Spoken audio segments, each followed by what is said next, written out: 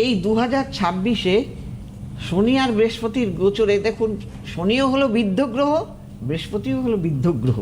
তবে শনি হলো বেশি বিদ্ধ গ্রহ, তার চাইতে একটু কম হলো বৃহস্পতি বিদ্ধ। এইবার কি হলো, এর গোচরের ফলে কার কার কেরিয়ারের উন্নতি হবে সেটা হলো বৃষ রাশি, মিথুন রাশি, তুলা রাশি। এই তিনটি রাশির লোকেরা কিন্তু কেরিয়ারে, তোমার বৃষ রাশির তাদের কেরিয়ারের দিক থেকে ভালো হবে, বিজনেসের দিক থেকে সফলতা হবে, আটকে থাকা টাকা তারা পাবে, নতুন বিনিয়োগ করতে পারবে তারা, এবং তাদের অর্থ সঞ্চয়ও হবে। আবার যারা নাকি তোমার মিথুন রাশি, এই মিথুন রাশিদেরও কিন্তু খুব ভালো সময়, বিশেষভাবে যারা নাকি তোমার মিডিয়া জগতে এবং যারা নাকি মার্কেটিং ব্যাপারে রয়েছে, তারা মার্কেটিংয়ের সঙ্গে যুক্ত যারা, তাদেরও কিন্তু সাফল্য আসবে। হ্যাঁ, এবং অন্য অন্য দিক থেকেও তারা ভালো যাবে তাদের। আবার এইবার যারা তুলা রাশি, তুলা রাশিদের ছেলে মেয়েদের কী হবে, যারা নাকি পড়াশোনা করছে, হ্যাঁ, তাদের একটা ভালো সাফল্য পাবে পড়াশোনার ক্ষেত্রে। প্লাস তারা যদি প্রতিযোগিতামূলক পরীক্ষা দেয়, তাতেও কিন্তু তারা জয়লাভ করবে। হ্যাঁ, আর চাকরিতে পদোন্নতি এইগুলো কিন্তু থাকবে। এইবার আমি যে বললাম যে এগুলো হবে, হ্যাঁ, তার সঙ্গে সঙ্গে আপনার গ্রহগুলোও তো ভালো থাকতে হবে।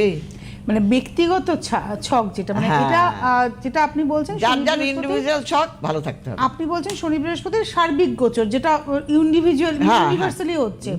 কিন্তু এর সঙ্গে সঙ্গে যে মানুষটার বৃষ রাশি, যে মানুষটা তুলা রাশি, যে মানুষটা মিথুন রাশি, তার ব্যক্তিগত ছকেরও সাপোর্ট থাকে। সেটাই তো বললাম যে তাদের সেখানে শনি বৃহস্পতির অবস্থানও ভালো থাকে। হ্যাঁ, সেইগুলো যদি ভালো থাকে তাহলে অবশ্যই হবে। তাহলে শনি বৃহস্পতির অবস্থান ভালো আমরা বুঝবো কি করে? তুমি বুঝবে কি করে?